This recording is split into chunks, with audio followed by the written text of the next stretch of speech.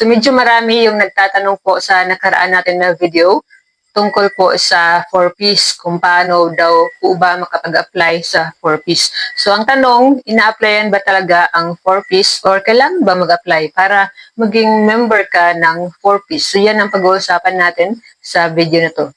So bago ang lahat, huwag kalimutan i-click ang subscribe button para palagi updated sa ating mga panibagong videos na siguradong makakatulong din po sa inyo.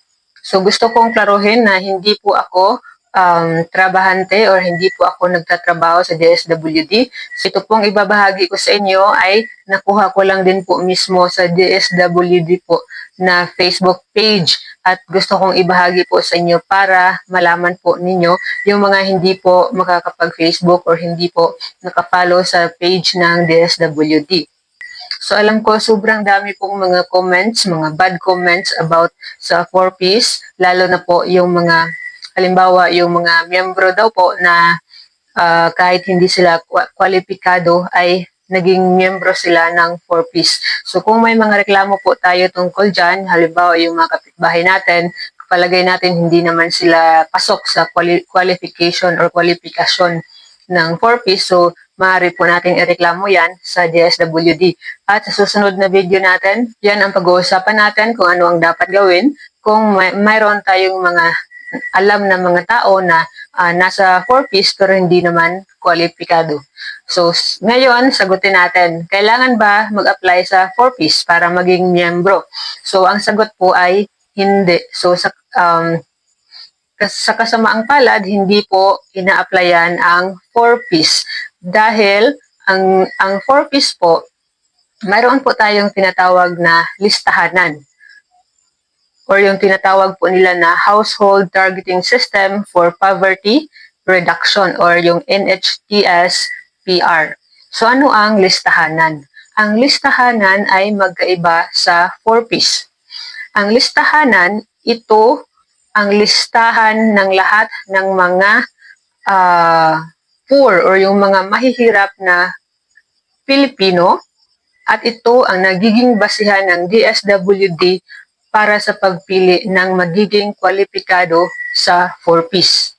Okay, so ibig sabihin, hindi lahat ng nasa listahanan ay magiging miyembro ng 4Ps. Depende yan sa survey ng DSWD kung kayo ay pasok sa kanilang kwalifikasyon. So ano ang mga kwalifikasyon ng DSWD para maging miyembro ka ng 4Ps? So sabi nila sa kanilang Facebook page na dapat ikaw ay, so syempre unang-una, dapat yung pangalan mo ay nandoon sa tinatawag na listahanan para masabing ikaw ay kabilang sa mga mahihirap na Pilipino.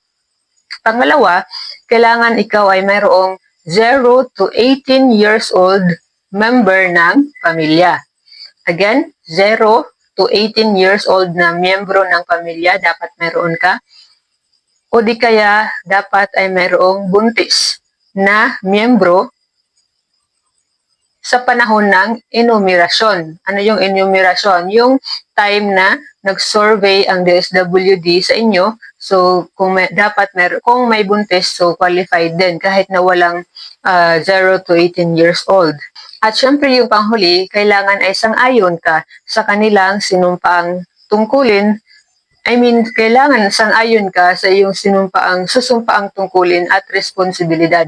Dahil ang 4Ps po, para maging miyembro or ang mga miyembro ng 4Ps ay meron po silang mga responsibilities, mga responsibilidad at mga tungkulin na dapat ay sundin habang ikaw ay miyembro ng 4Ps. So inuulit ko po, ang 4Ps po ay hindi ina-applyan para po doon sa mga sobrang dami pong nagtatanong kung paano ba sila maging miyembro.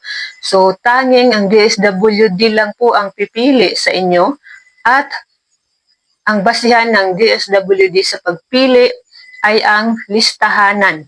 So marami ang nagtatanong, paano ba ginagawa ang listahanan? Sino ba ang tumutukoy na ang pamilya na to ay kasali sa tinatawag na poor o mahihirap na Pilipino? So marami po, sobrang dami pong involved na mga ahensya ng gobyerno para mabuo ang tinatawag na listahanan. Isa na dito ay ang halimbawa yung census sa PSA, di ba? Di ba may mga nagse-census sa bahay natin kada taon. So isa na yan, pero ang census, isa lang yan sa nagko-contribute doon para mabuo ang listahanan. Hindi lang din yung census ang gumawa ng listahanan. Sobrang dami po ng mga ahensya na hindi na po natin hindi na tayo familiar doon sa iba. Tanging ang gobyerno lang ang nakakaalam paano nila nabuo, paano nila natukoy, kung saang lugar at kung sino ang mga mahihirap na Pilipino. So actually, ang listahanan ay hindi lang DSWD ang gumagamit. Marami pong ahensya ng gobyerno na ang nagbabase sa listahanan. Kaya hindi lang DSWD ang gumagamit nito. So isa din sa pinaka pamilyar natin na gumagamit ng listahanan ay ang PhilHealth. So ang PhilHealth, yung listahanan din po ang kanilang basihan para matukoy nila kung sino yung kwalipikado sa mga indigent. Di ba? Mayroong mga indigent and sponsored program ang PhilHealth. Yung listahanan din po ang basihan ng PhilHealth. Kaya marami nakikinabang. Pero ang nagmamanage ng listahanan ay ang DSW din. Dahil isa yan sa kanilang mga tungkulin. Pero tulad nga po ng sabi ko, ang listahanan ay magkaiba sa 4Ps. Ang 4Ps ay isa lang sa napakaraming programa ng DSWD.